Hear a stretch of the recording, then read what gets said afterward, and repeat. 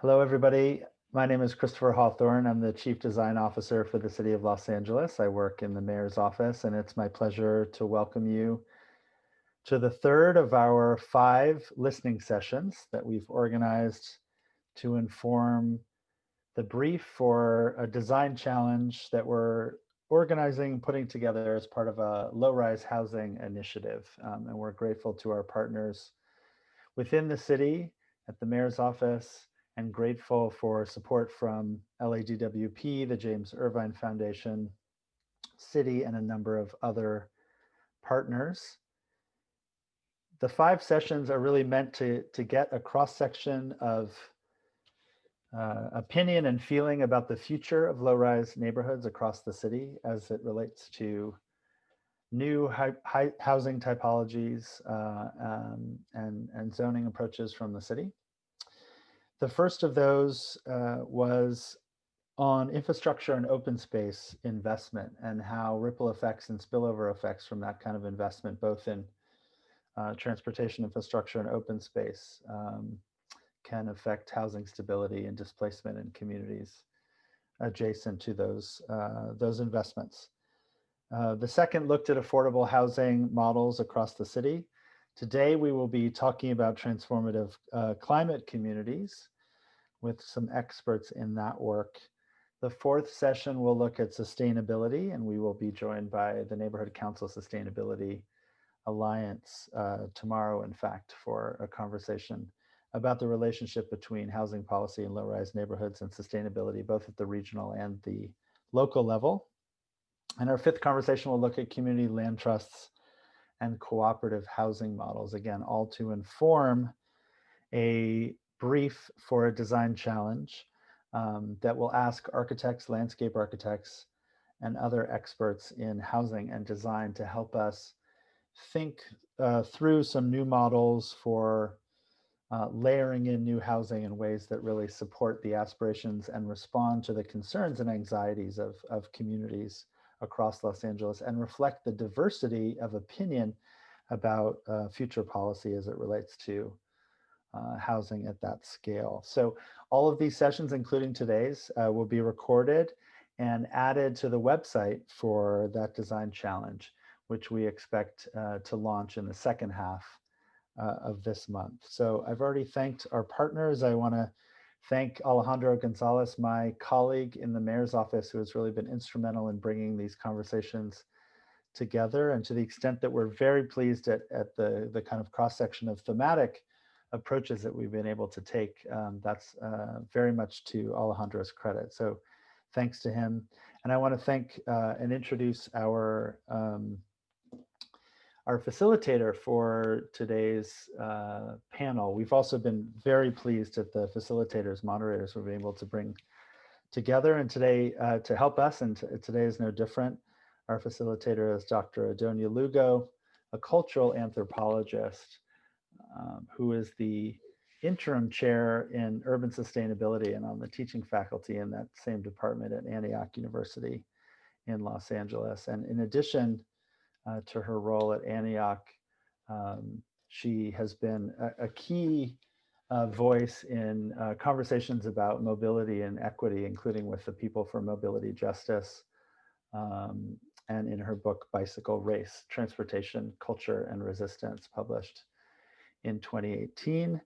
And I will hand it over to Dr. Lugo with our thanks again to introduce our panelists and begin our discussion. Great, thanks, Christopher. Nice to be here in this conversation today with Veronica and Ivory. And we are going to be keeping things pretty informal. This is a conversation drawing on the great embedded knowledge that you two have from being part of the organizations or the projects that you're representing. So what I think would be really great to start is to get to hear a little bit about just the context. What's the organization or the project like that led to getting this Transformative Climate Communities grant. So Veronica, if you wouldn't mind, I'll hand things over to you first. Veronica Padilla, who's the leader of Pacoima Beautiful. And if you want to say anything more to introduce yourself and just tell us about the organization, that would be great. Sure, thank you. Happy to be here. Um, yeah, so Pacoima Beautiful, along with about 7 other partners, won the TCC award in round two.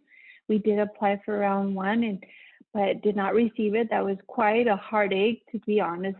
But after consulting with our community members, they are the ones that encouraged us to apply for round two.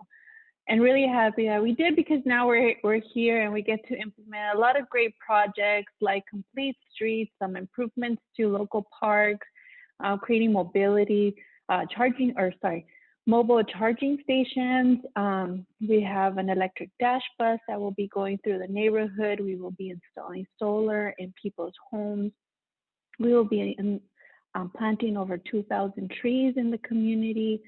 And it really is overlooked by a group of community members and stakeholders to ensure that all the projects are working well and really providing the service that we need, because the goal is to transform the community. And the anti-displacement or the displacement avoidance plan is part of the requirements for the grant, but it's not a funded aspect of the grant, which gets a little tricky, but I think that it's an important piece. And we've been fortunate enough to be working with some UCLA students that have done some work around that, and specifically around housing. Should I go into all that now? Like, should I just do my thing? Yeah, No? sure. Yeah. Oh, okay. So we had some urban planning students from UCLA do some studies and really understanding the needs of housing, and so we don't build housing. We don't have a partner that's a housing developer on our team. But what I think is unique to the San Fernando Valley is the large lots that exist in our community. And because of the large lots, they really lend themselves to for people to build ADUs or granny flats or converted garages, whatever people know them as. And so there's a lot of that, and many of them are done illegally without any kind of permit. So not all of them are safely constructed. And so that's kind of our version of affordable housing in our community. And we really wanted to explore how much of this is happening and what kind of services we can provide to legalize these units and hopefully be able to build some more. Because we really see this as a income generator as well, and really help people pay off their housing sooner and be able to stay established in the community and not have to move out, right? That's part of the whole anti-displacement portion of it. And so what we found was that folks that do want to be able to build more or be able to upgrade or legalize their units just don't have the finances to do that. And we learned that it's very hard to get our community members that sort of financing to do that. So that's part of what we're exploring as part of this project. We also looked into this idea of a community land trust, specifically on Van Nuys Boulevard, because there's a large light rail project that's happening too. So really looked at this idea of owning property along Van Nuys and creating a community land trust and having some residents be part of this community land trust. I will say that we got a lot of confused looks, and community members were not digging the land trust idea. But they were still willing to learn more about it. And after doing some initial research, we learned that this actually isn't a new thing for Latinos. There's a form of this sort of land trust happening in Latin American countries. So that's kind of where we're gonna, that's good to know, because we can really build off of that as part of the education to see what possibilities we have to continue that conversation. Another reason why it's been an issue for Pacoima Beautiful to have these not legal converted spaces is because many times we offer programs or services like lead remediation, for example. we find homes that can definitely benefit from the lead remediation program within the city or the county, but because they have these illegally converted units, they don't want any part of it. So they really missed out from that. Or even when we were installing solar in partnership with Grid LA, same deal. They didn't want any inspectors coming to see their property. So, you know, that's just a really missed opportunity. So that's why it's really important for us to see how we can get them the help that they need to be able to build housing, build wealth, and be able to provide the many other services that our community members qualify for, but are afraid to go after because of it. So that's kind of that in a nutshell. So happy to answer any more questions. Thank you for that overview. Lots of good detail there. And for attendees, you can feel free to put questions in the chat box or send them to Alejandro, who is keeping track of Q&A to weave into our conversation here. So a few things that I want to return to that you brought up, Veronica, are the land trust model and whether that sounds like something culturally relevant to folks or not. I think that's a really interesting question, and I'd love to hear more about that. And really this challenge of legalizing density. You have families or homeowners or residents who've already figured out how to add the extra space that they need, but have they been able to do it in a way that you know, meets permit requirements and stuff like that? And so what you're saying about people not being able to take advantage of programs around lead remediation or solar, I think really raises red flags around, you know, okay, well, does the permit system we have, is it doing its job if part of what's happening is people are not able to access these kinds of things? So let's definitely return to some of that. And Ivory, so Ivory Chambeshi is here representing the Watts Rising Collaborative. And my understanding, Ivory, is pretty limited around Watts Rising Collaborative, but I know it's you know, the lead agency is the City Housing Authority, and it's a newer, it came together through the TCC grant in part, so it's different from Pacoima Beautiful, which is the longer. Okay, so I'll just hand it over to you. You can tell us about it and tell us about your role. Very good. Good intro. So thank you for having me. I enjoy sharing ideas and discussing possibilities and, you know, envisioning a, you know, different type of future than we have. So thank you for the opportunity to be here today and to be with such wonderful people who are doing dynamic work. It's an honor. So Watts, yes, you're correct that the Watts Rising Collaborative came together as a collaborative in response to a notice of funding availability by the state of California's Strategic Growth Council. So the formal, you know, initiative under the banner of A Vision for a Healthier Watts is only about 3 or so years ago, formally.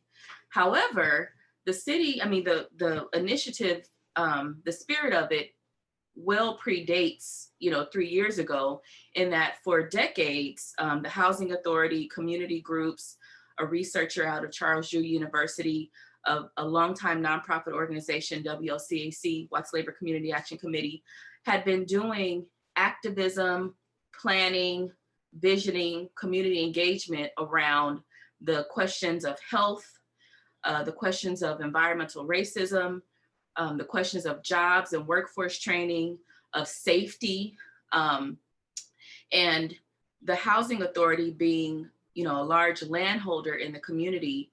About 10 years ago, there was a vision to redevelop the Jordan Downs public housing site and to, you know, address the dilapidated World War II built housing, as well as to increase the density and improve the overall quality of life. So at least maybe 10 or so years ago, the Housing Authority was pursuing a HOPE grant through HUD. And under HOPE, and you know, there were different numbers, and I don't know it that well to know the different numbers, but it was like HOPE 4 or HOPE 5 or something. And you know, through the course of responding to that funding, there were these community meetings where people put in, residents put in what they wanted to see this pot of money utilized for. And that wasn't successful for something like 3 or 4 attempts. I think it was 3 attempts. But in that, people propose economic development programs, so small business opportunities, propose training, propose that local hire be an instrumental part of the grant so that people can, have jobs. All of the components that you want to see your community have, that vibrant, economically viable communities have. That's what went into this, proposal. But unfortunately, it was unsuccessful for 3 years. So by the time the TCC grant opportunity rolled around, a lot of the building blocks for a dynamic proposal that wasn't, to be honest, that wasn't centered on environmental sustainability, but it was kind of massaged and made to be suitable for the TCC guidelines. So more sustainability measures were implemented in it. And then, thinking about what Veronica said, Watts and Pacoima were competitors in that round, and we won. And it's kind of a complicated victory, because the reason that the Watts community won is because it has so much exposure to environmental pollution. So the GHG count was so high, and then the projects that were being proposed that allowed us to get the points that would show that there would be a significant greenhouse gas reduction. Those projects made it so that we had the highest rating because our projects would make the highest impact on GHG reduction. So it was it came primarily through the fact that there's a dash bus line, the Watts route, and in partnership with DOT and with the TCC funding, we're going to electrify that dash bus route. So a lot of our points came from that. But if you put it in the context of the kind of exposure that residents are subjected to, they're basically boxed in. It's like a infusion of environmental toxins. So there's the Alameda corridor to the east. There's the 105 freeway to the south, which also has the LAX, flyover of, where the planes commute from. There's because on Alameda, not only is it the train, like the train on Alameda, but also a freight train on the Metro Blue Line, now A Line. And then along Alameda, there's all these industrial uses. So, smelting and any number of things where the Watts community suffers from high rates of asthma as a result, high rates of chronic disease. And there's even been a lot of skepticism by community members on the soil itself, even where the new Jordan Downs housing is being built. So it's kind of like, you want to be like the Lakers and be like, yeah, we won, or we will win. But then kind of the reason that you're winning is really a very funky reason. But that being said, we're moving forward with the work and trying to do it with integrity.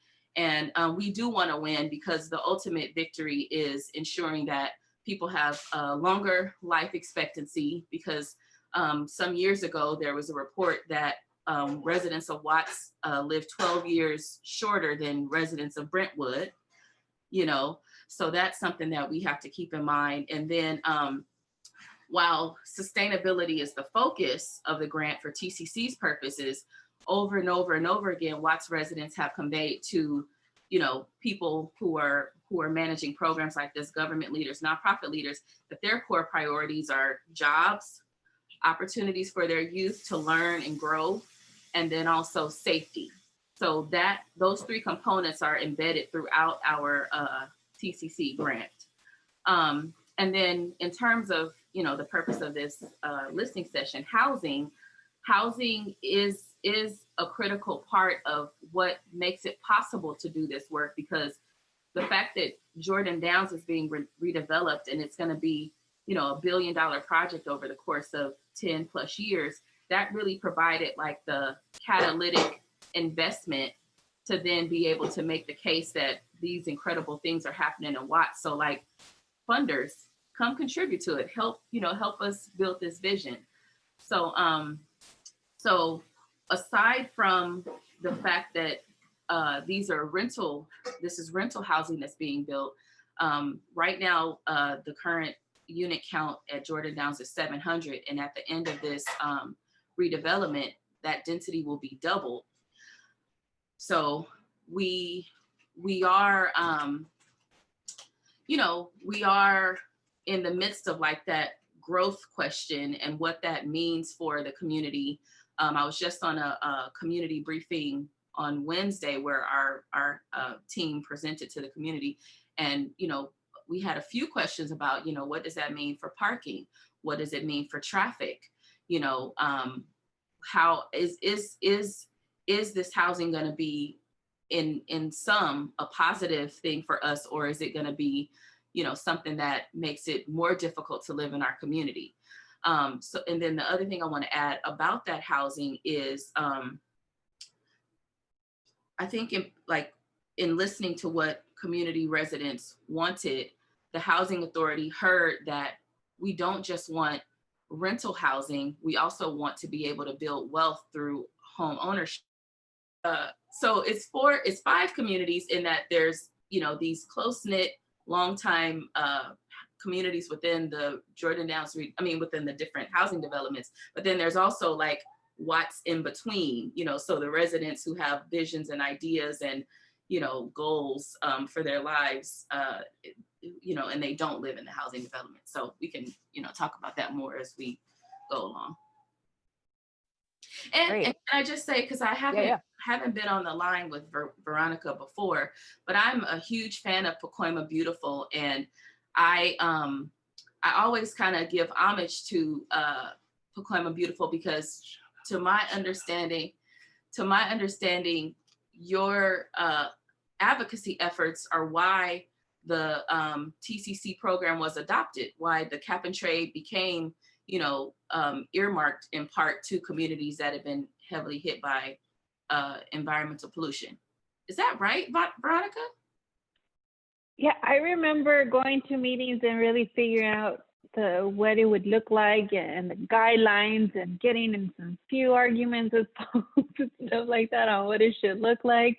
Never really thinking that we're going to be able to apply, to be honest, because of the whole reimbursement thing. And, we're not big enough to really apply, but, we had our community plan already developed through the urban greening plan. We had the Pacoima Watch Vision plan.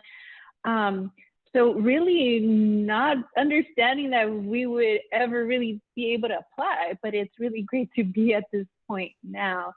And I'm listening to you, Irene, read the description of your community with the freeways and the dirty industries, and incinerators and whatnot. Like all that is so relevant. It's the same as Pacoima. And it's funny you said how like we won because we're like the most polluted. It's kind of a weird reason to win something, huh? So I get where you're coming from. Yeah. But it's a great opportunity, I think, right, to be able to have this significant funding. And I know it sounds like a lot of money, but it's really important to make sure it goes a long way. Yeah. And it's sad. I mean, I'm from modest-ish, background. And when you hear 30, it was supposed to be 35, it shook out to 33 million. You think like, oh, that's a lot of smackaroos. But in practice, when only a portion can be utilized for administration, and when, you were required to implement this displacement avoidance plan and there's no funds contributed to that, it doesn't feel like that much money. And thinking about like decades of disinvestment, to a certain degree, it's negligible amount in light of the span of what communities have dealt with for, decades, for generations, And also, one organization can't do it all alone, right? So there's several organizations as part of the team, all needing their own budget. So I remember folks were saying like, Queen Beautiful is rich now. I'm like, no. You know, there's partners. We all are doing an important piece. And so, yeah, that was an important thing we had to share with our community. Right. It really takes so many groups. It really does. And I can't even continue because I have to pause. My husband is or was the program manager for Great Streets, Wajenda Chambeshi. And you can't see him on camera, but he's buzzing over here. Tell her I said hi. Shout out to Oh, I didn't know that. Tell him I said hi. He's great. So the thing that I wanted to say, just to share about the Watts Rising Collaborative structure, is there's so many cooks in the kitchen to pull this off. So the structure is that the main grantee is the Housing Authority of the City of Los Angeles. And then the co-responsible agency is the Mayor's Office of Economic Opportunity. And we were engaged in the project because of some of the housing work that we were helping to make happen at Jordan Downs. But then within that, we have a number of nonprofit organization partners, like Tree People, like Northeast Trees, Community Healing Gardens, Eastside Writers. And let me say that they're a community-based organization. So the leadership is from Watts, Eastside Writers. Then we have private entities. So Green Commuter, they're our partner for the electric vehicle car sharing program. And then the Michaels organization is a private organization. They're one of the developers for Jordan Downs. So we have a smorgasbord, intersectoral outfit that are working to implement this. And then we have engagement partners who aren't funded partners, but we rely on as instrumental thought partners to this vision. Groups like Watts Clean Air and Energy Committee, which they may join on Saturday if they're able to as part of the neighborhood council group. But so, there are a lot of different partners, and that's really great because we have a cross section of perspectives, but in practice it's also difficult because of the administrative, work involved in reporting and billing and all that for these different partners. I was definitely wondering about that, just looking at all the partners listed on the websites, like, oh my gosh, these are, and some of them are, like you said, like Eastside Riders Bicycle Club, rooted there in the community. And so when you're talking to John Jones or one of the other leaders, it's, you're communicating with the leadership. But when it comes to, the Mayor's Office of Economic Development or City Housing Authority or Metro, I mean, people are plugged into a million different. So I was kind of like, wow, that's got to be a challenge.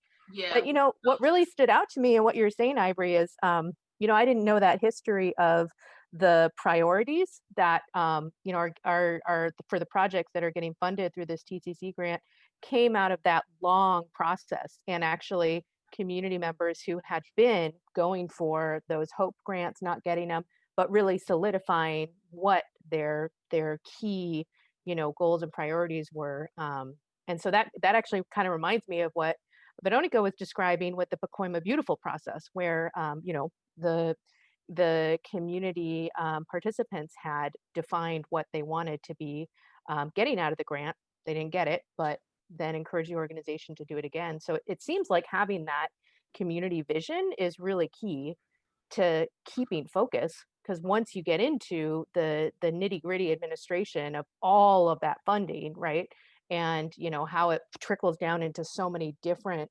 projects and elements and partners, it would be easy to lose sight of what are you trying to do with this giant octopus thing. So it sounds like that's a really key element that's present in both of these cases. Definitely. And we try to be very mindful to ensure that it's community guided and community informed. We aspire to make it community led. And in a way it is, because our senior project manager is a Watts resident. But, you know, we want to make sure that that spirit and that integrity is on the forefront as we implement the project. And that's a little difficult because sometimes there are conflicting priorities and, you know, conflicting goals, and you want to do the right thing, but things shift, you know, or like an example is, and this leads back into the question about like housing and, you know, the prescription for how communities can grow low rise, you know, in that direction. So we have a partner that, okay, let me first take a step back. So TCC has been the catalyst for the Housing Authority to then pursue other grant opportunities. And just in April, we were notified that we received I guess the HOPE program morphed into something that's now called Choice Neighborhood Implementation Grant from HUD. So the Watts Rising Collaborative has been awarded another $35 million grant with HUD to do more of the Jordan Downs housing, and then to do some offsite community improvements like storefront facade improvements, you know, renovating the historic train station, doing microloans, and, you know, a number of different improvements. But where we're kind of, what we're faced with now is that we have a partner whose project is slated to partially be funded by this HUD C&I grant for what will happen on the ground floor of their development. But there's great concern by community members that their project, which is an affordable housing project, should not be built where they're planning for it to be built. And this is something that I shared with Christopher and Alejandro, you know, in our pre-meeting, is that in this need for greater housing, there is a push for, you know, large developments built basically anywhere it seems like they can be built, especially near transit. But where does that, but that can create a conflict and a tension when the residents that are it's supposedly being built for oppose the project and question the whole premise of the project. So what I can say is that we have a situation where Watts residents have been very vocal about the fact that that their community contains multiple developments of affordable housing in the public housing developments themselves, and are, you know, to a certain degree pushing back against more affordable housing under the premise that how much affordable housing should our community have to bear, and how is that contributing to a concentration of poverty if there's not a parallel economic development focus in the community. So it's been a little trippy for me to hear people who are in a low income community say, we don't want affordable housing to be built in our neighborhood, because, you know, sometimes as a planner, as someone who is trying to think about the social safety net and access and the affordable housing crisis, it's like, huh?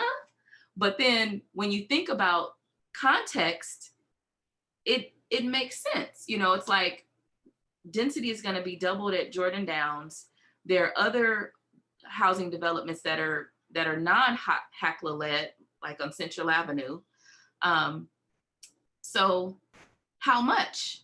And if the related infrastructure improvements are not part of the vision, then you're building in a way that a 2 square mile community cannot accommodate, you know. So it kind of goes back to the community resident who I love and is a vocal advocate in meetings. She said she was once shy, and I can't believe that she's like shy, but her name is Miss Linda. And, you know, it goes back to her point about traffic, about parking. You know, is this really sustainable? Watts is challenged already with, you know, some conditions where the sidewalks are not walkable. there are a lot of one-way streets. So is it sustainable? Like, is this really being sustainable? And would we reap greater rewards and returns if we did focus on, more smaller infill, or legalizing unpermitted dwelling units, because that's a challenge in Watts as well. We have a solar panel program, and there is some resistance to people enrolling in the program because there is an inspection involved. So we've had to like massage how we approach that, and then also try to give people the resources, like when the person goes out to pre-qualify them, we have information on how to legalize a unit, and we just recently will also share the information of this low interest home improvement loan through a nonprofit partner that I chatted you about. So yeah, it's this question of, it's the question that the city is having overall. Where does housing go? What type of housing? Is transit oriented development the holy grail so many of us think it is? I don't know. I've been thinking about this in the last few weeks. Like, is that premise itself fundamentally flawed, or is it more aspirational than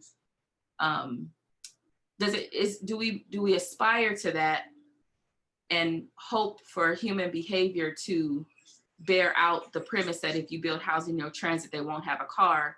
Or do we need to be more reflective and think like, well, how are things actually happening in practice?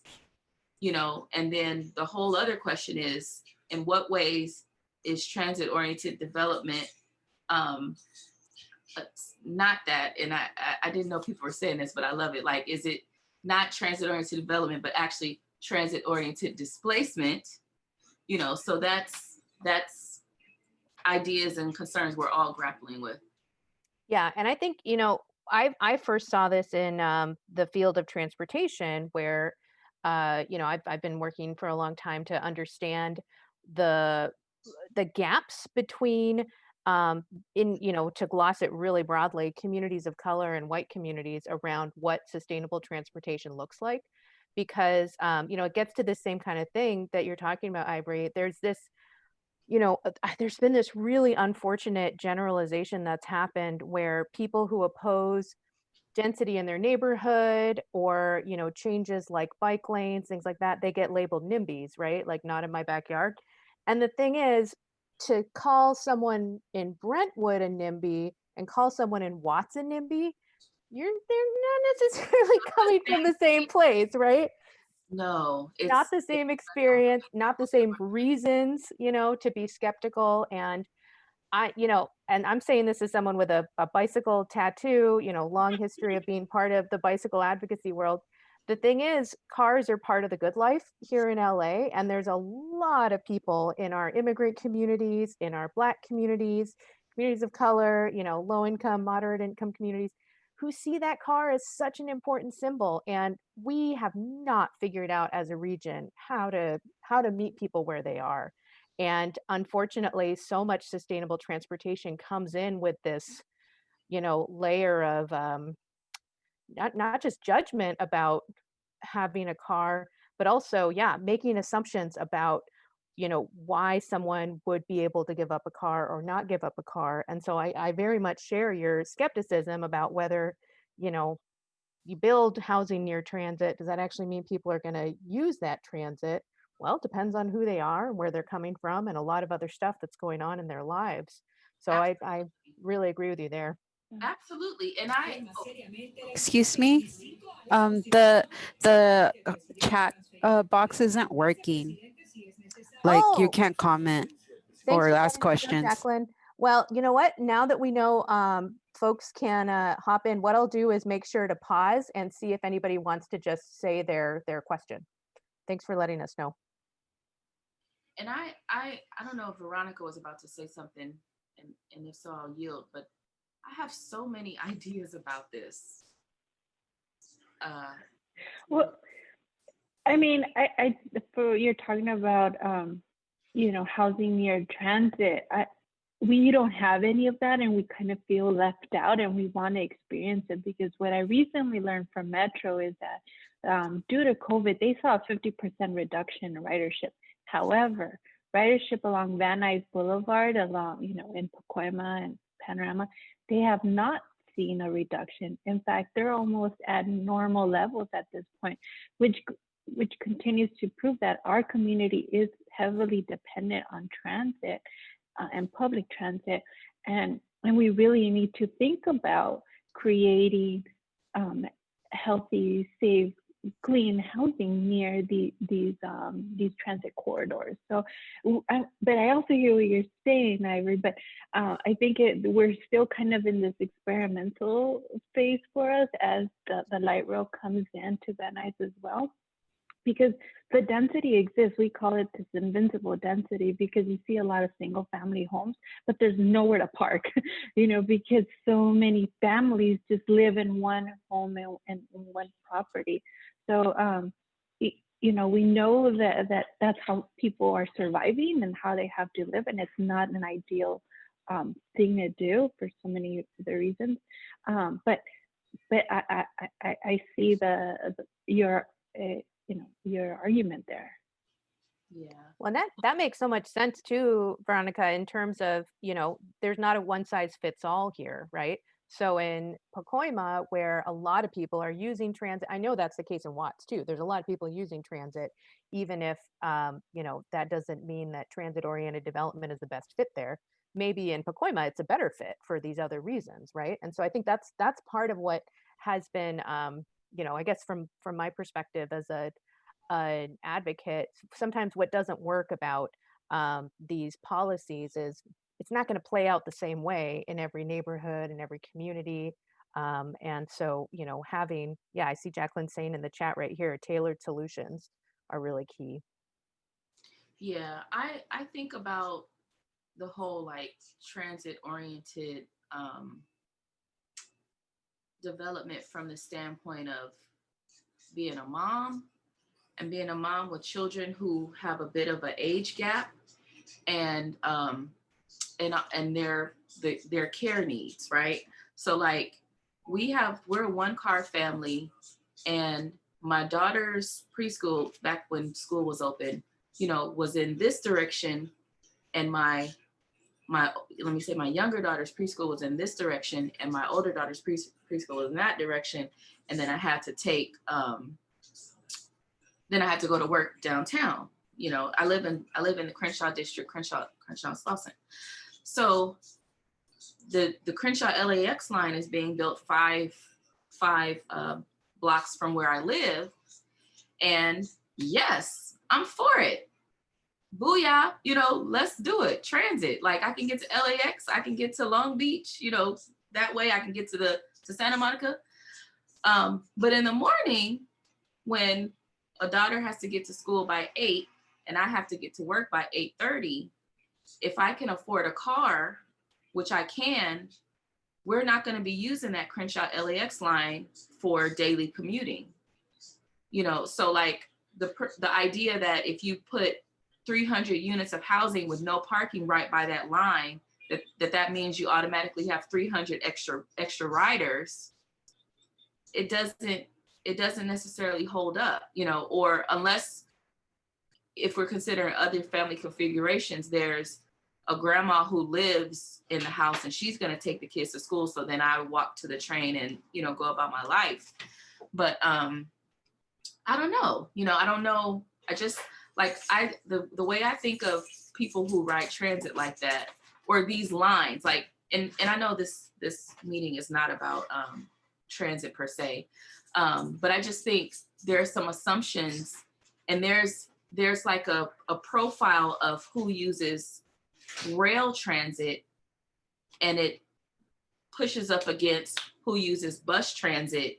But I feel like we're only building for that rail transit user and not the bus user, you know, and the multifaceted ways that they might be using the bus. And I know there are much smarter people who this is their bread and butter. They study it, there's advocates. So I don't know if that conversation is being lifted up, you know, in a way that, because I don't know how to say this without being provocative or Ooh, like provocative. but like elected officials, you want to stand in front of the, you know, dirt Oh, on the the nice ground, new, take a yeah, right. picture. You're building something, you know? Yeah. Is it the right solution for your constituents, or is it a good photo op? I don't know. I don't know. So, but yes, because I think it's interesting how Veronica shared that parallel between, you know, the fact that ridership in her community hasn't decreased, but ridership of other modes of transportation has significantly, you know, and that kind of bears out who needs transit essentially to get to these essential jobs, you know. Well, and that's, you know, it's it's not just a perception thing in terms of planning for rail infrastructure and taking money from bus service here in LA. That's a documented phenomenon. It's a documented phenomenon in other parts of the country. And the bus riders union, you know, who was doing their work back in the 90s, they really deserve credit for getting the conversation on transit justice started. And they came up with an organizing model that has been very influential, not only here in LA, but around the country. And yet, here we are in 2020, we're still having this conversation. So, you know, transit and housing, we know that they're so interconnected, right? And so we got to be thinking along both of those lines. But I do think that here in California, it's a reality, and I'm going to put on my academic hat for a little bit here. So it's a reality that environmental social movements have tended to be more centered around the beliefs and the preferences of middle class white people. That's who was organizing around the concept of the environment and that kind of thing in the 70s, and, you know, up into the creation in the 80s of the environmental justice movement, when all these people in low income, you know, working class neighborhoods, communities of color, were saying, wait a second, but you can't just be talking about protecting the spotted owl and that habitat out there. What about the habitat, you know, where my kids are going to school? And, you know, you all are very, I don't need to be explaining EJ, right? But the problem is where we are today, we're still grappling with that divide, you know, that difference of perspective is still there. And I mean, I hear it in this conversation in terms of how you know, Ivory, you were kind of saying that it wasn't sustainability per se that community members were talking about. Well, I mean, shoot, from my perspective, jobs, opportunities for youth, and safety, that's sustainability. Full It's stop, you know? sustainability, the 3E focused sustainability, not, Yeah. you know, the Enviro Bros version And of there's, I would say, you know, there's we are always trying to figure out, right, with community-led, you know, neighborhood improvement processes, how do we advance what the community needs and what the community has in mind, given that we're operating in this great big landscape that is very political, very dominated by powerful interests. Here in California, that's development, you know, folks who build stuff. And as you're saying, Ivory, we all know that politicians, you know, they get some credibility out of posing in front of like places where stuff's going to be built. So I do think that it's we need to push for a definition of sustainability that is more about what's going to keep the community sustained than it is about a kind of corporate sustainability model. And you know, I think it's important for us to, you know, do that kind of redefining work. But you know, one of the ways I learned about this tension we're talking about between maybe development and community needs, and how it's present even in things like affordable housing or transit, these spaces that you would think are more about the needs of working people.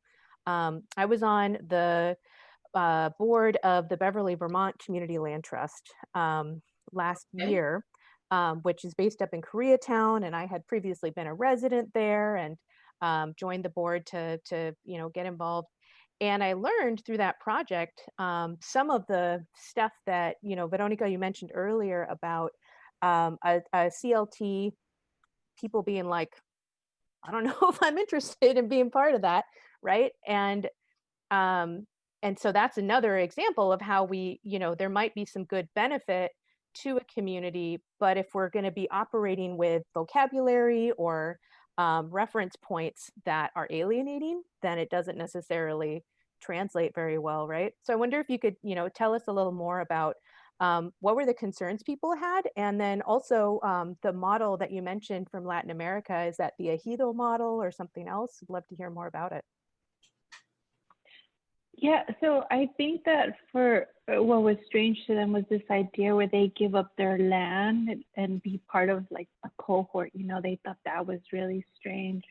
And I later learned about this Latin American model, which I don't know very much about, to be honest with you. And I thought, okay, great, because maybe that's what we did wrong. We didn't explain it properly because it does sound a little scary. So we thought we needed to do a better job of explaining it with maybe concepts that our community might be more familiar with. So we do plan to go back to the community and speak in that way. And mind you, we just started with TCC, even though we were awarded, it was like almost 2 years ago, we just got the grant signed maybe 3 months ago. So we're in the process of planning these discussions, but I will say that as community land trust, we really look to our elected officials to be a partner with this. I think the idea first came with working with the council office and identifying really important parcels along Van Nuys that the city could purchase with CRA money that had been left over. And so I know sometimes politicians take credit for things and all that stuff, but they can also be a really huge resource for us to get some of these benefits. So we do plan on going back to our community members and talking about this concept and maybe even shifting it a little bit so it's more palatable for them. Because one thing they said they were open to is they're open to leasing the part of their property, maybe like dividing their property, leasing the back for some construction of like a couple of small units that can be rented, but they continue to hold own the property. So they were a little open to something like that. So I think this is a good opportunity to explore these kind of different options with what works with our community, So I think that it's like ... in this conversation, because the point is to not build for new people to come in, but to really build for the people that are here now and make sure that they get the benefits and they get to enjoy the benefits of the TCC, and not just TCC, but other funding that's coming behind it, because that's one of the really positive things that TCC has opened the doors for other funders that hear about Pacoima for the first time, and there's more interest in exploring and being able to contribute to its development. So I think it's just a really great time to be doing this work. And I'm a planner, and I think every year a planner too. I think I might have heard something like that. But Leo Estrada, professor at UCLA, we asked him, like, how do we explain being an urban planner to our families? Because it's really hard to define what an urban planner does. And he told us, well, I see urban planning as the allocation of resources. And I really use that, and I really kind of live by that motto, is that our goal at Pacoima Beautiful is to ensure that we're allocating the right resources to the community that we serve. And I think that's why TCC having a priority on community-led is really important, because we have to ensure that these projects benefit the folks that are there now and make sure they will stay there. So I share that. Can I say that I love the idea of that program where, well, I don't know if it's a program just yet, but the idea that, the person retains the ownership of the land, but leases their property for somebody else to build on. I don't know if that's a thing, but I feel like that would be incredible if it could be worked out, what the legal relationship looks like, what the liability looks like, because I know that right now there's a lot of momentum to try to help, well, not help, try to get single family homeowners, particularly African American ones in South LA, to build an ADU on their property. And I think there have been like focus groups about it.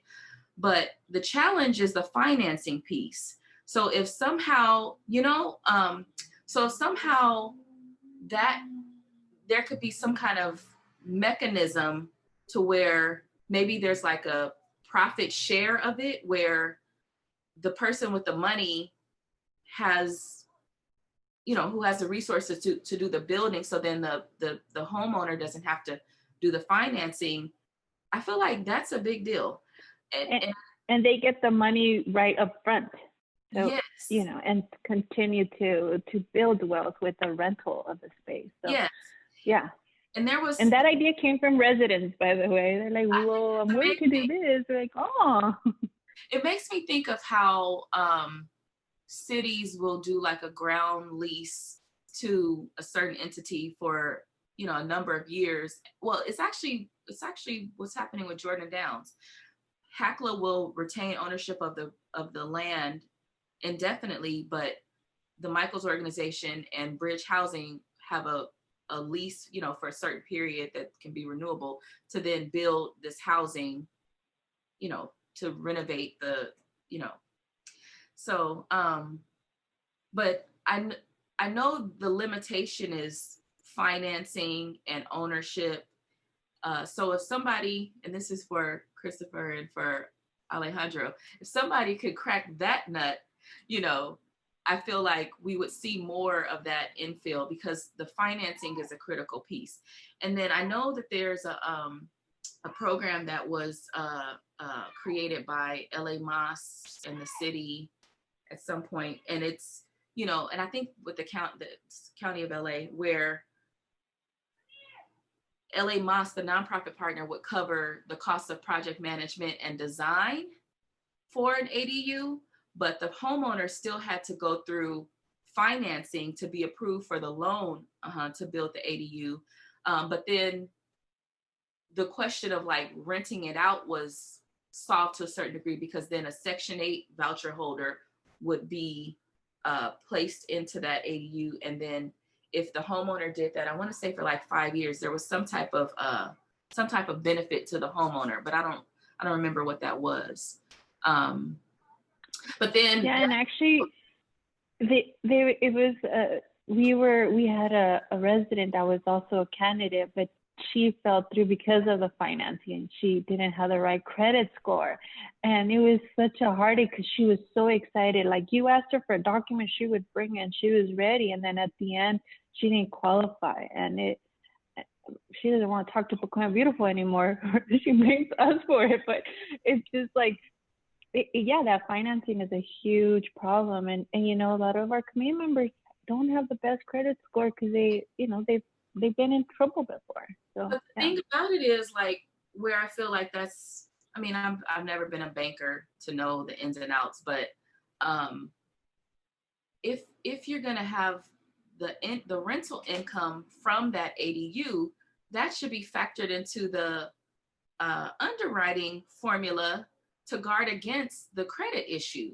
And then it also makes me wonder, so I'll just be upfront. I have like the biggest crush on neighborhood housing services of LA County, and an even bigger crush on Lori Gay, the executive director. They just won Best Nonprofit of the Year by the California Cal Nonprofits, and they're my spirit organization. But I feel like a nonprofit lender like that, they're all about, helping people, low income, moderate income people, purchase homes. And I feel like with people who've been doing this for so long and they're good minds, they can possibly figure out that financing piece, because they already help people who fall into that non-traditional bank lending category to purchase homes and then also to do home improvement programs. So that's another maybe thought partner for the design challenge people. But yeah, so I just want to celebrate the idea that that's emerging. And then I wanted to go back just for a second to the question about like community voice. We know that at any given meeting about a housing development, there are certain people who are, the NIMBY warriors that will show up to that meeting. And we know, based on the density in this city, whose voices are heard the most and whose voices get responded to. And we see that happening with the housing element. I see my fellow City of LA planner, Laura, on the line. I'm sure she's had, no shortage of people at community meetings railing against density and, affordable housing being placed in their community. And, we see that bear out. So going back to the point about like Watts residents' form of let's reconsider this development is different than people on the West Side's view of it.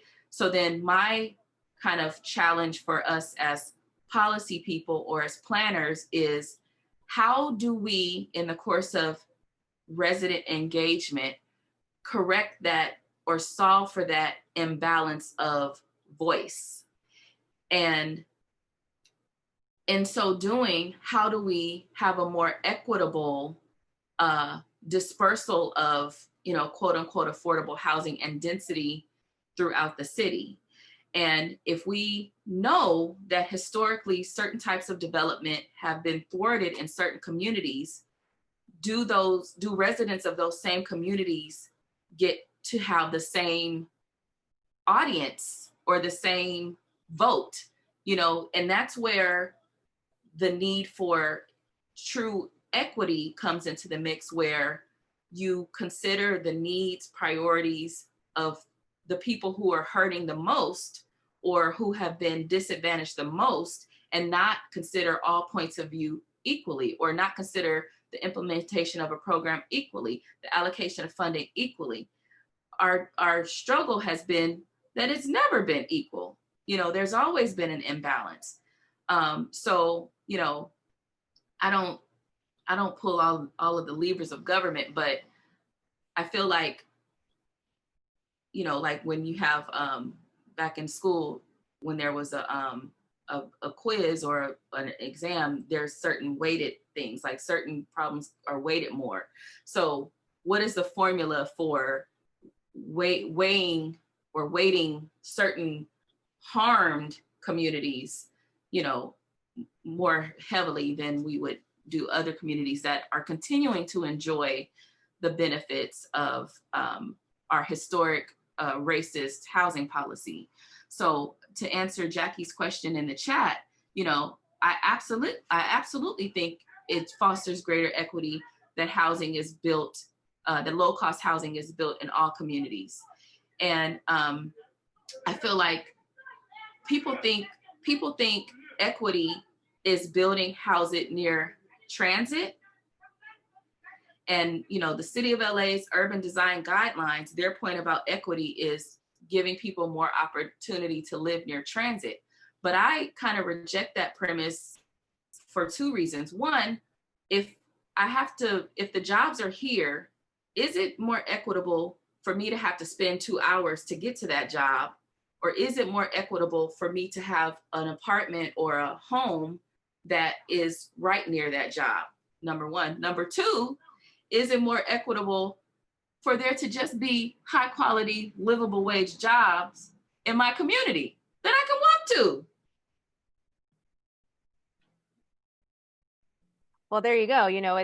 It's transit, housing, jobs, all mixed up together, right? And yeah, I mean, just naming transit as a pathway to equity, that speaking from being a cultural anthropologist, there is just no doubt about it that public transit has been so stigmatized in this region, for decades and decades. It's been something that people only use if they have to.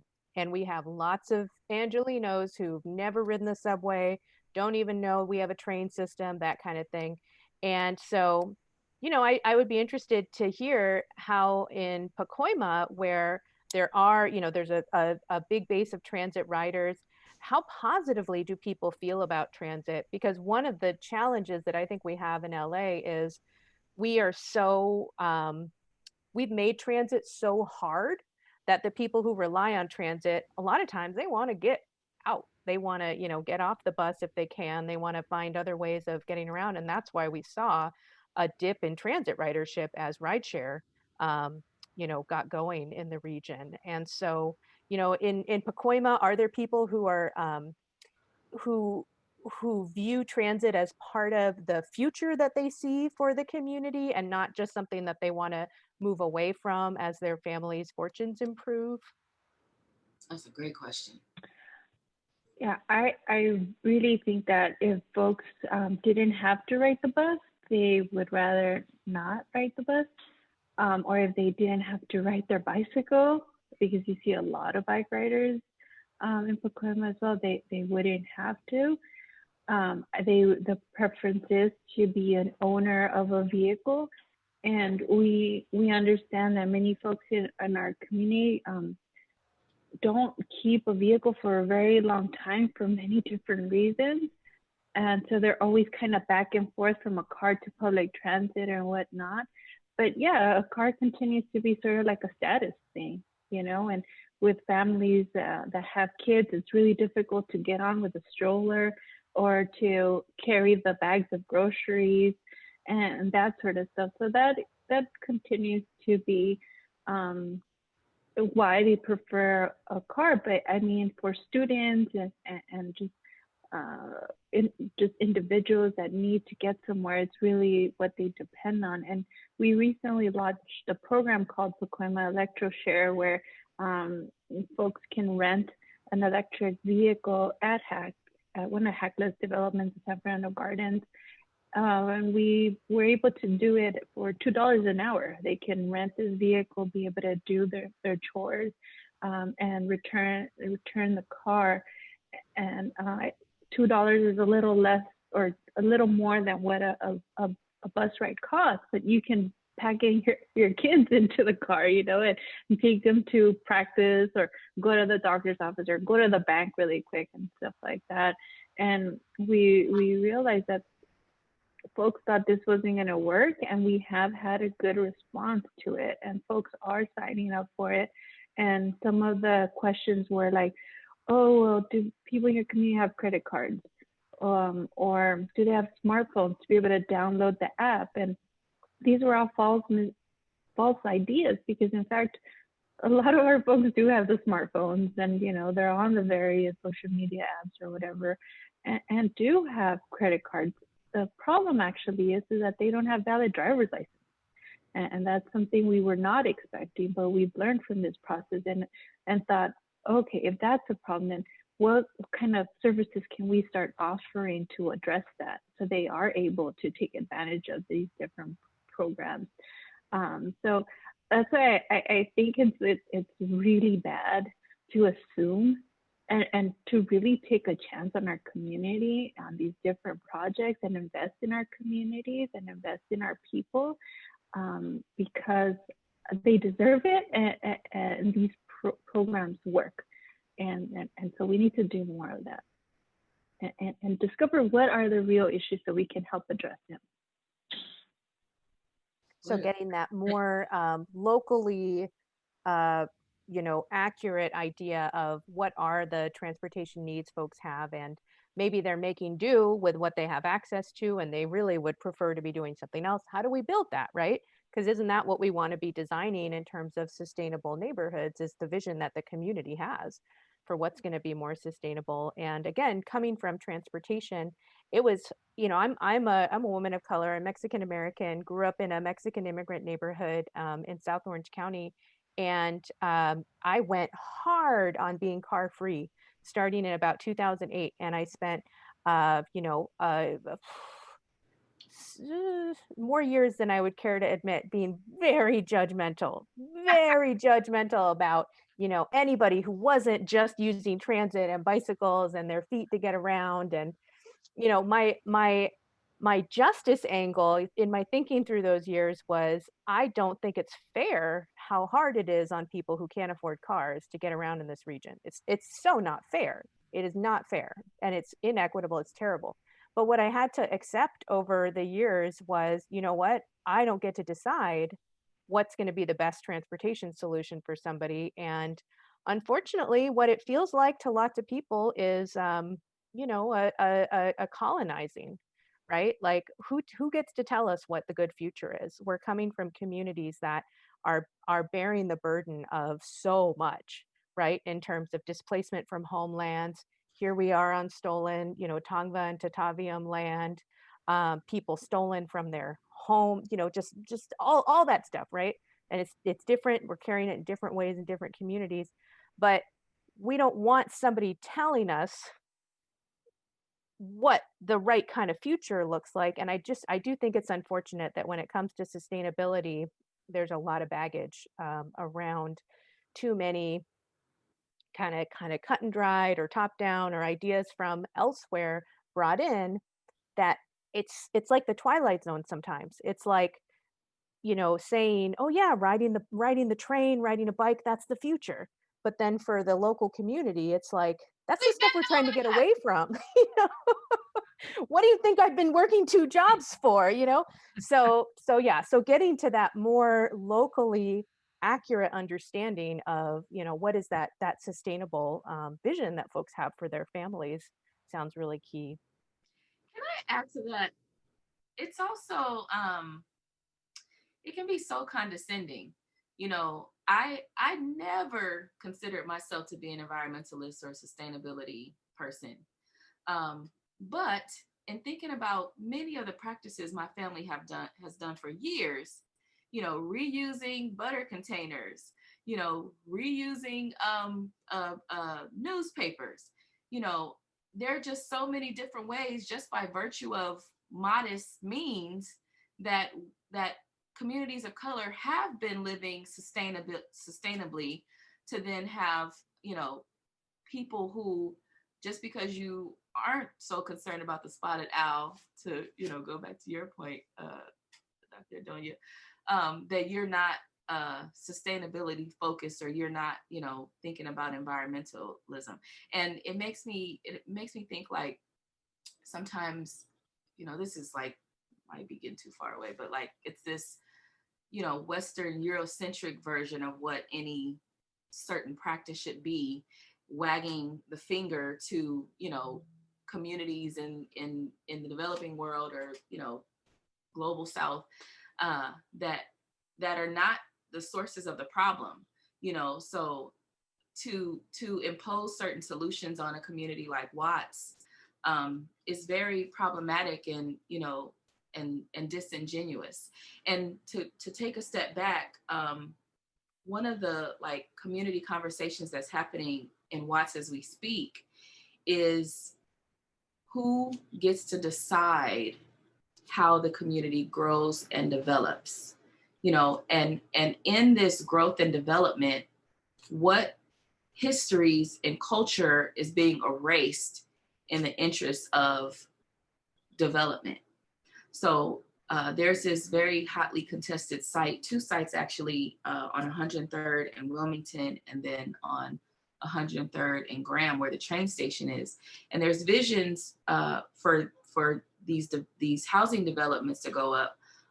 Mixed use, you know, there is some consideration for having commercial on the ground floor, or even a multi-purpose space that might host dance and yoga in one of the sites, and then at the other site, trying to keep one of the longtime legacy businesses on the ground floor.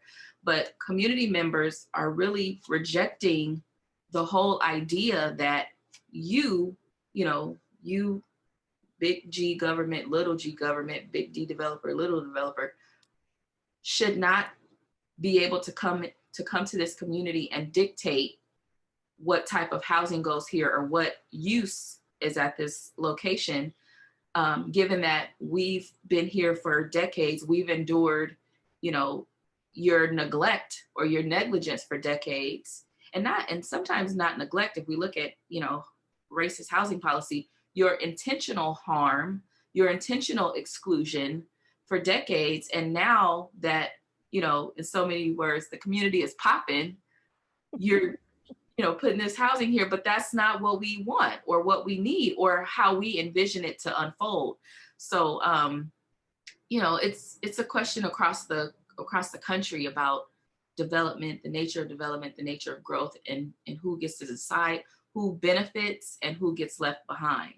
So, and then I don't feel like I have enough connection with people who live in the single family areas of Watts to know what they think about all of this, you know. Even though two of the main advocates in, you know, who are opposing these developments are single family homeowners. So, you know, but I wouldn't suggest that their two perspectives are necessarily reflective of everybody.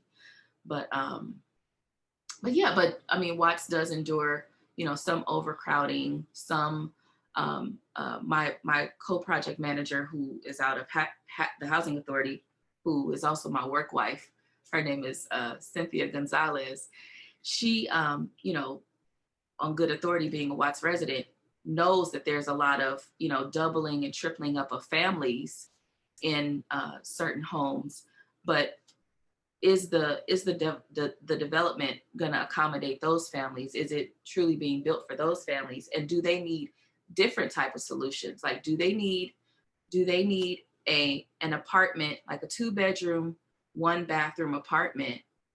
Or do they need a compound so their multi-generational family can comfortably live on their, you know, property? And she's kind of my pillar when I think about that, because 4 generations live in her home, you know, and it's like a duplex. There's a big lot in back, but there's some limitations to how they can develop it, given, you know, historic additions and changes that have taken place. So I don't know that people are developing for that profile of family, you know, and apartment complexes, I don't think adequately will accommodate that profile of family. You know, humbly stated, it's not my, you know, direct experience, but I think about her family a lot and the kind of needs that they have. The children to have a place to play, the grandparents to have a place to recreate and be away from those grandbabies, you know, but then also to be connected with them. Disabled access as they age, you know, an office for somebody who might be working from home, you know, it's just a lot of considerations within that 4-generation family. And we could be looking at multi-generational housing as a fantastic sustainability model, right? In terms of having the care provided for the young ones and for the elders and all that kind of stuff. But yeah, I do have the impression that large apartments are not so much what's being developed with what we see going up around LA, because unfortunately that's not a market that that developers are aiming for. And you know, it's just thinking again how the legacies of the trauma of displacement are something that these communities are carrying, and how home, you know, home is so loaded, right? In terms of a place where you're supposed to be able to be safe, a place where you're supposed to be able to, you know, take care of your family and your guests the way that is appropriate. But for how many families has that already been disrupted for generations, right? And so we're dealing with not only the lack of a good fit in the market, so there's this kind of like economic bigger picture that isn't a good fit for the communities we're talking about in terms of where the development funding is available. But then the emotional harm that does is something, we have not even started to, well, I'd say, well, maybe we've started to grapple with it a little bit. But we got a long ways to go, which just makes me think about the question of safety, right? And how does safety tie into this conversation? Because something you said early on, Veronica, in terms of, people who've expanded their housing on their lot, but they didn't do it with permits, and so it's not necessarily like up to code and that kind of safety. Where can we find a way of defining safety that will make sure there's structural, and electrical, like those kinds of safety, that's like, let's not have a fire in this garage apartment that leads to the Right. loss of life, but doesn't over define safety in the way that we know ties in with these white supremacist legacies that we're grappling with, particularly with over policing and police violence and things like that. So I kind of wonder, what is the conversation about safety? I think when we talk about safety, we talk about like making sure that the electrical is working. There's not going to be a fire. There's an air conditioning. So, we know there are a lot of hot days in the valley, and so how to kind of be able to survive those. And just a place where, there isn't violence in the home. So safety can mean so many different things to people. We asked our youth to define home. And one of our youth defined home as Pacoima Beautiful is their home. They didn't even say like where they lived or slept was their home. They defined Pacoima Beautiful as their home. And he's one of the students that live in these converted houses, and he's from a family of 4, and they all live in this one bedroom. And when we were doing air quality samples, and kids had to walk around with these little monitors that needed to be charged at night, he couldn't participate in it. And we asked him why, and he said there wasn't enough plugins in his room where he would be able to charge this monitor. And that to me just hit me so hard, and just really just reminded me again of how much work we still have to do. How the need for a good place for them to sleep, to study, to relax, to eat dinner, to whatever is just so important. And our youth carry that, because I would have never thought this youth was dealing with that at home, and they carry so much with them. And I just think that housing is definitely part of sustainability, part of a healthy community. And like I said, safety too, but safety can mean so many things to different people. But when we talk about the building of ADs, it's just being able to have a home that's not going to burn down, or there's not going to be leaking, or there's proper ventilation and that sort of stuff. So yeah, that's kind of where we're coming from. But really, your home and safety can mean so much for so many people. Wow, thank you for sharing that really powerful example with us. Oh my gosh, yeah. And just the idea, and especially with, I know that it's families who live in this dense housing who are getting hit the hardest by COVID, right? So talk about places to be safe right now, and this is we're reaping the harvest of not accommodating the what families need.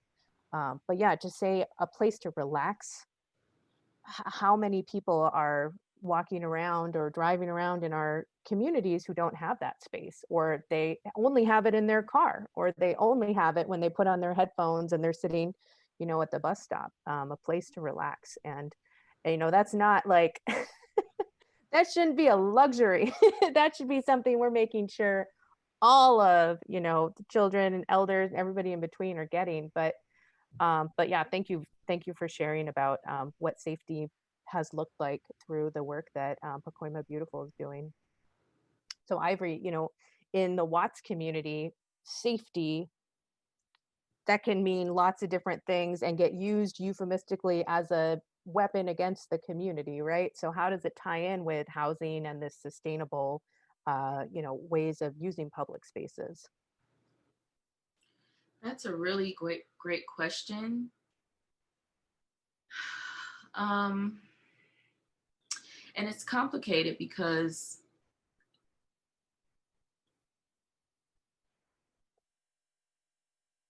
I'm thinking about the public housing in particular, and how people have a deep connection to place and feel very proud about their place.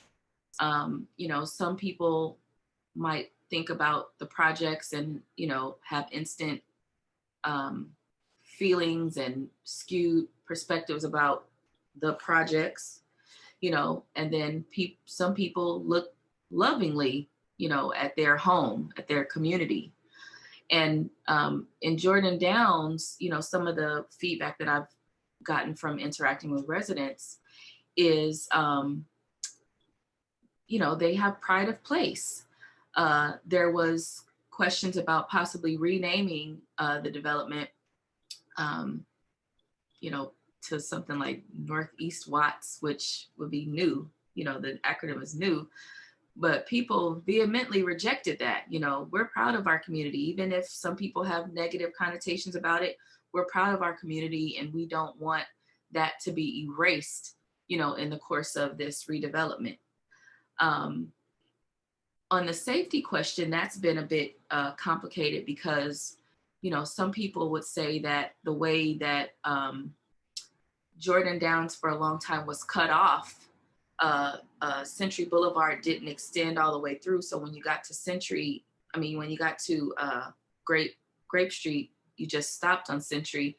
And then, you know, the way some of the streets are within the development, some people said that that was for the purpose of police who are trying to apprehend someone being kind of boxed in and not having a way to escape, you know, police access. Another safety dimension that we've been trying to grapple with is the imperatives of like law enforcement, of like public safety, with the safety vulnerabilities of climate change. So like in a lot of different places in different developments, not just Jordan Downs, there are surveillance cameras, and, you know, historically, trees were cut down through the community to allow for it to be better surveilled due to, you know, issues with gang violence, with crime.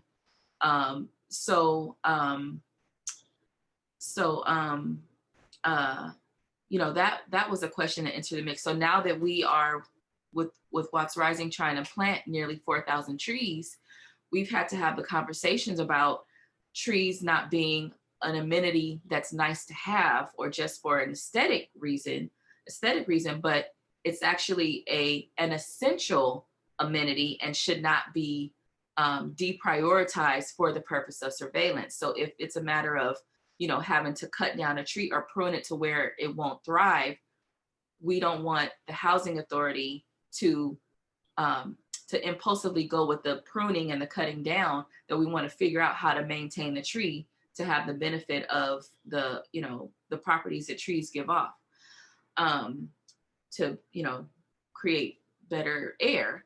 So, and then the other side of the coin with talking about safety, some people also reflexively talk about gang violence, which, you know, Watts has been very plagued by that for a number of years. But the counterpoint to it is police violence. So, you know, many people know Watts for the 1965 uprising, and what precipitated that was police violence. So in talking about, you know, the legacy of the LAPD, some people have rejected, you know, we don't want that brand of policing. And for, I want to say like the last 10, 15 years, Watts has become a model for, you know, community-based policing through the Community Safety Partnership. So, you know, so all of that's wrapped in there. I don't know if I did a good job of answering that question, but I want to just raise the point that Jackie raised in the chat about naming and, you know, placemaking and memory and placekeeping, is that it's complicated too, because while, you know, residents wanted to preserve the name Jordan Downs, there's advocacy right now to change the name of the local high school, David Starr Jordan, because of his, story, history, and problematic viewpoints of David Starr Jordan with, eugenicist movement and what have you. So that's an interesting dichotomy. Well, if we're gonna go beyond pulling down the statues, we got a lot of renaming to do. Yes, LA is gonna look very different because the legacy of white supremacy in the early development era here is it's on right. And every corner. Closer to home, like I mentioned, I live in Crenshaw District, and I'm just a few blocks away from Leimert Park Village, and there was some debate about whether that name should be changed because of Leimert. And I don't know enough about this person named Leimert, but the older generation of Leimert Park residents were like, no, this is our name. This is symbolic, how the community was developed. It's our, this is our Greenwich Village. Whereas some younger activists, Black activists were like, well, no, this guy has a storied legacy too. And should we maybe embrace our heritage? If we're saying like, this is the Black cultural hub, let's embrace our past and call it Africa Town, as opposed to this complicated name with this person who, was racist or whatever he was. So, yeah. Well, thanks for giving us that very different example of safety. So you're operating in a context, Ivory, where safety in the past has meant no trees.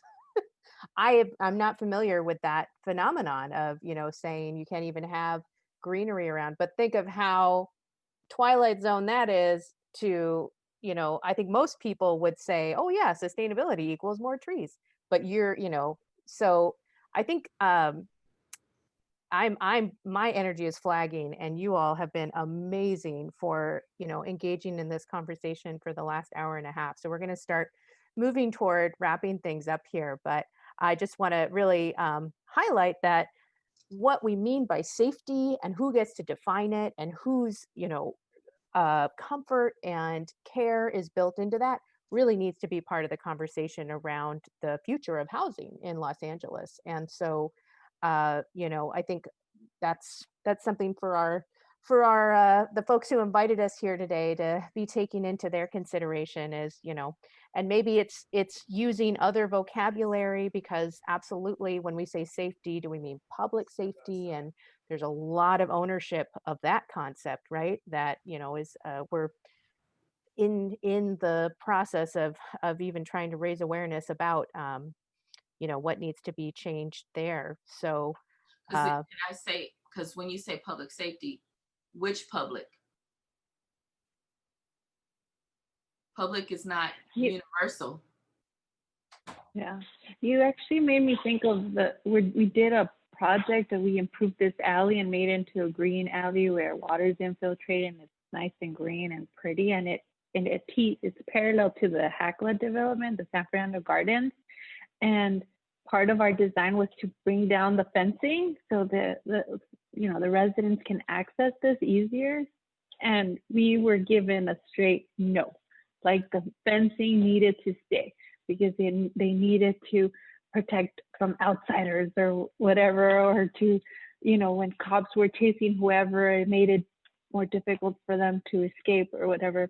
So when you mentioned that, I was like, that's right. We've heard this before.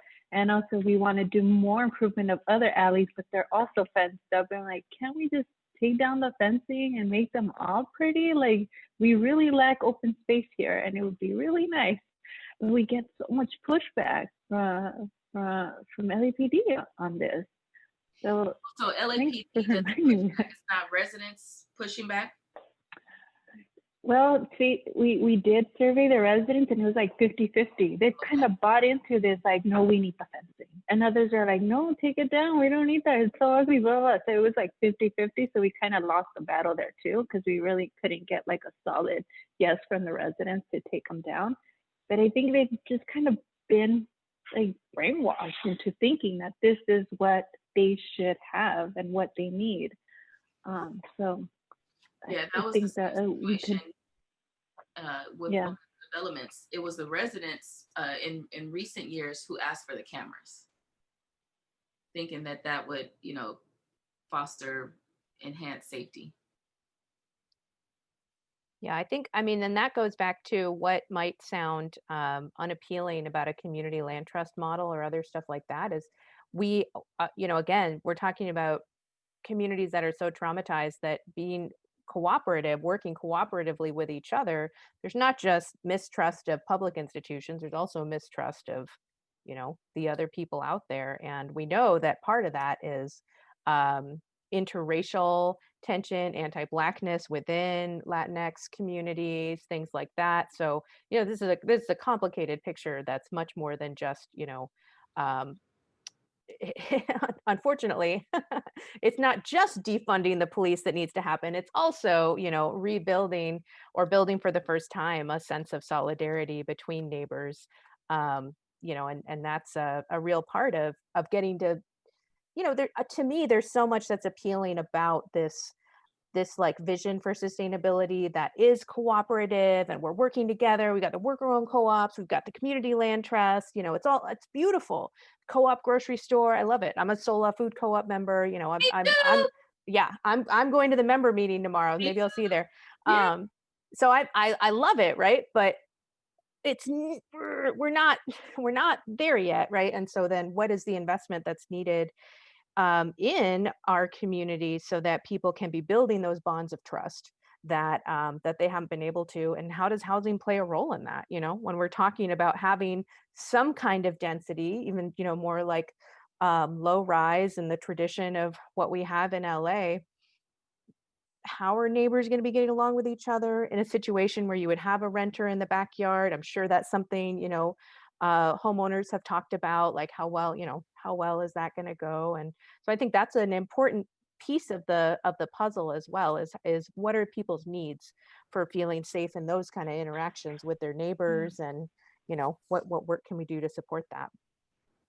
Not knowing the renters, the people that live in the same home with them has been an issue for the census for sure, because they don't communicate. They don't even know who they are, so they're not being counted. So yeah, definitely true. And for me, I think it's going, I feel like colonization and discrimination and this impulse to what's the word, to integrate and adopt the culture of the mainstream society has done such a number on people of color, and also robbed, I would say, white people too, from a different way. It's like the paradigm of the mainstream is this, you know, this like nuclear family structure. And in the process of trying to be accepted and socialized and, you know, brought into the mainstream, I feel like sometimes cultural groups lose some of their essence and lose some of their ways. So like some things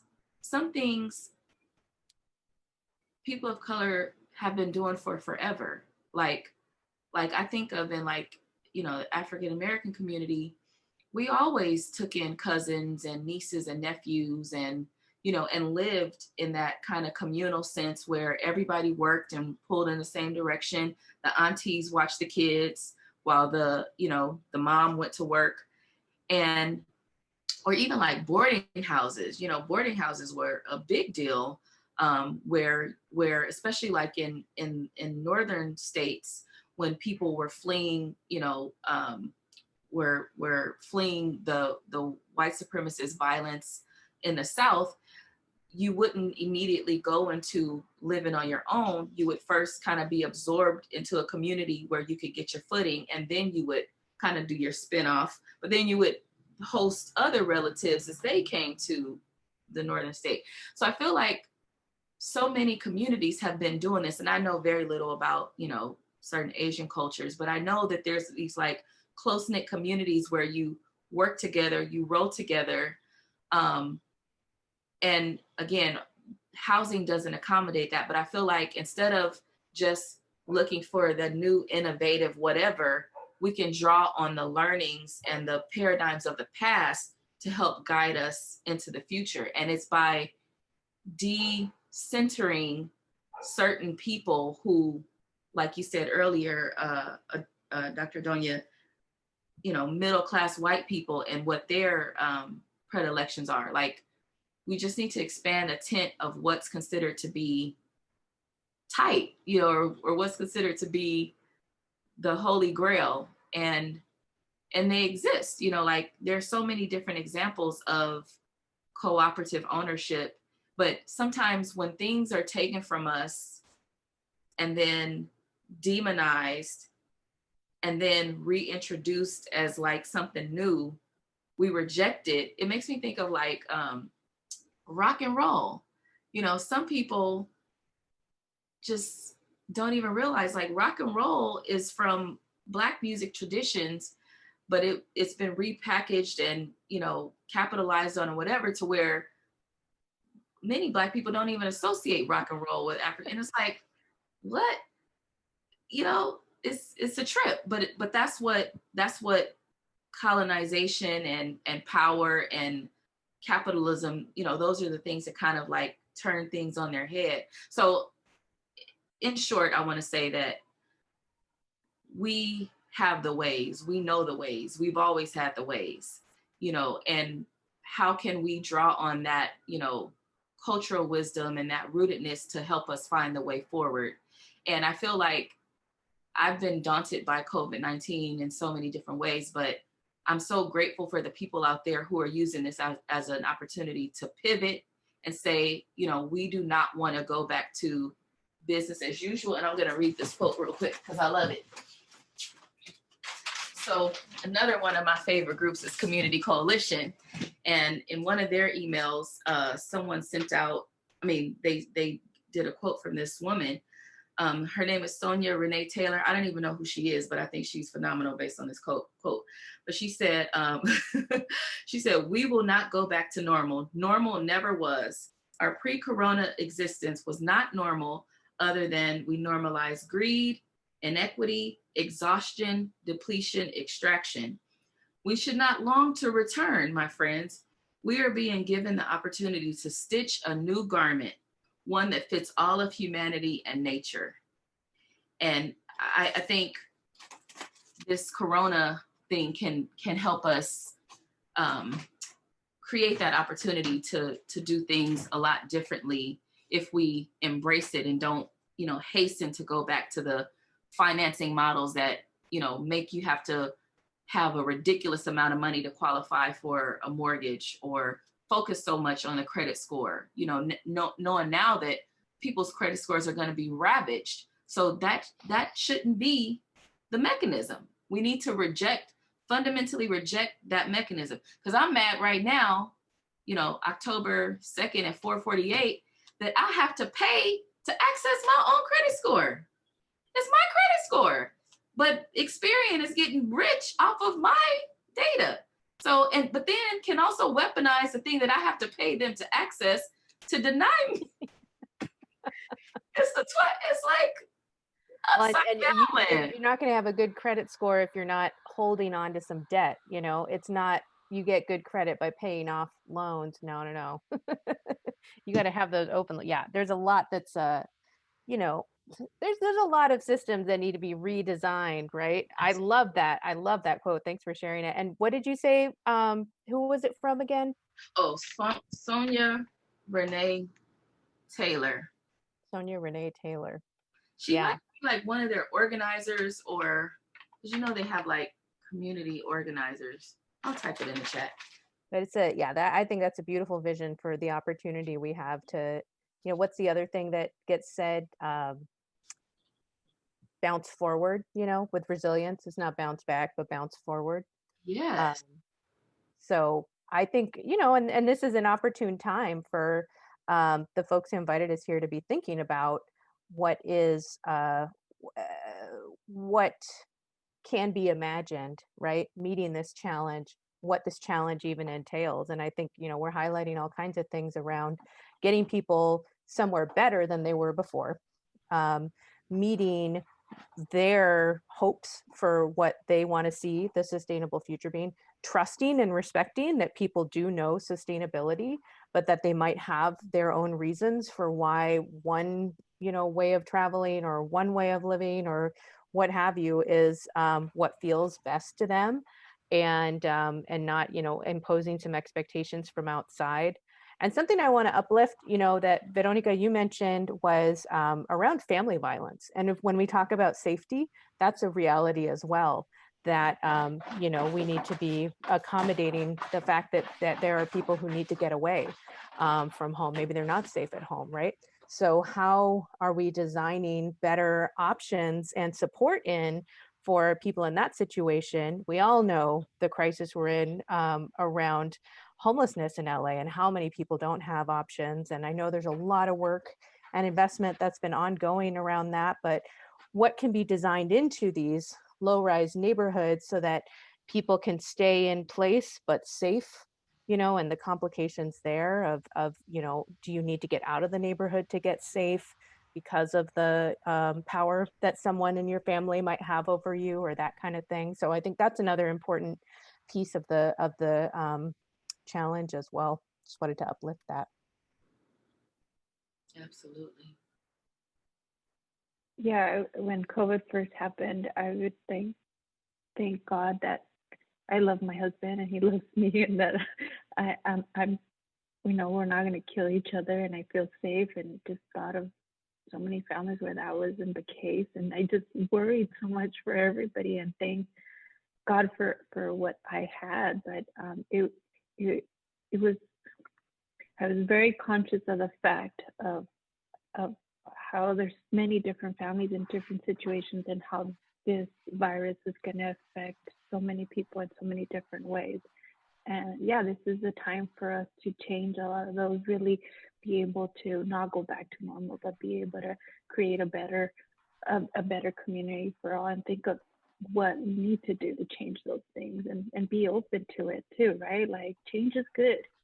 We need to be open to that. And I think that's part of why I really love and enjoy working in Pacoima, because you don't have people saying no. They want to know more, and they want to say yes, and want to be able to work with you and come up with ideas together. And so that's why I think I really love working in the Northeast Valley, because of that. People really want to be, really want to work towards a better future for their kids, because it's really hard to get people engaged around the environment when there's so much more going on.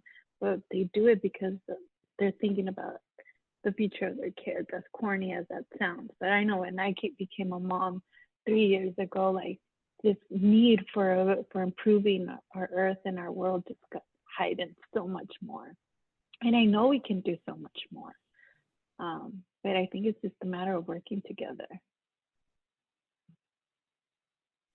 Well, thank you for that. And with that, I think you all deserve some rest.